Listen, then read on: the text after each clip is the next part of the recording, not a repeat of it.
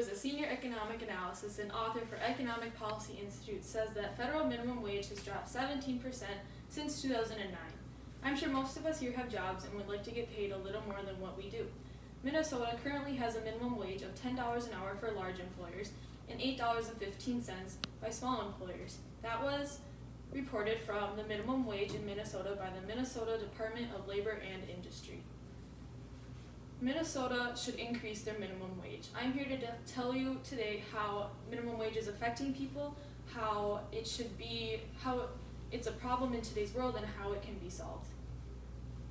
Minimum wage has dropped 17% since 2009 and 31% since 1968.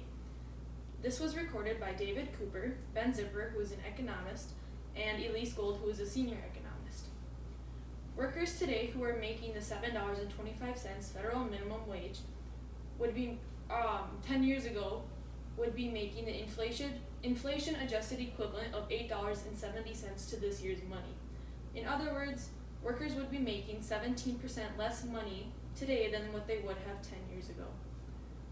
Low-wage workers are losing some time and some money because the federal minimum wage has not changed since 2009 and it has remained stuck at $7.25. This was recorded by USA Facts. If a worker were to work 40 hours a week every week for the whole year, they would make just over a little bit of $15,000. That is less than the U.S. median of $37,719, but for an individual, that is a little bit more than what they should make for the income of the threshold for the poverty of the income for the house of $13,064, and that was recorded by Ben Zipper. If your job is starting to get cut or lost because of minimum wage and different wages being added or being cut, then you are more likely to fall into poverty. This was found by Chris Edwards, who is the Director of Tax Policy Studios at Cato. If a product were to go up in price, that does not mean the quality of the product goes up or down. Some workers would say that the productivity of them being to work on the product would go up because their wage is going up.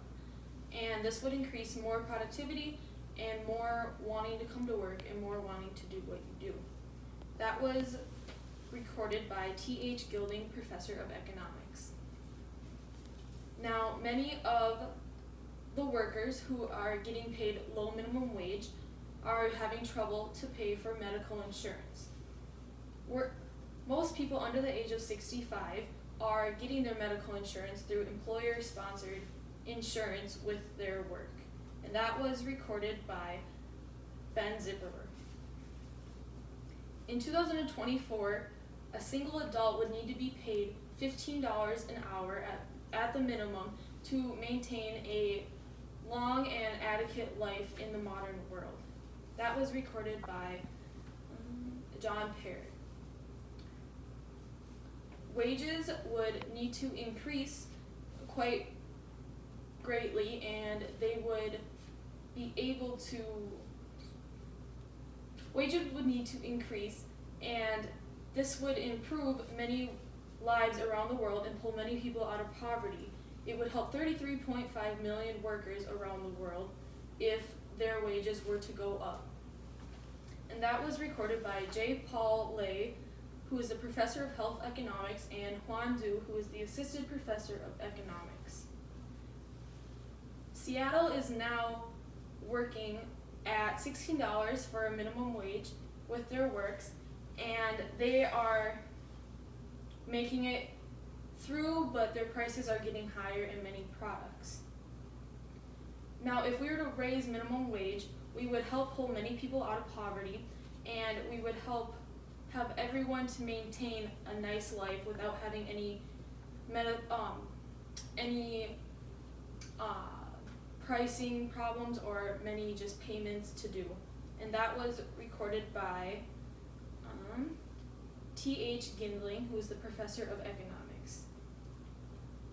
And so I think if we raise minimum wage, it would help many people come out of poverty, and it would help them maintain a more stable life with payments and finances.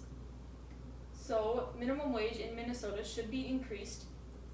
So then I talked about how it affected people, how it was a problem in today's world, and how it can be solved. Thank you.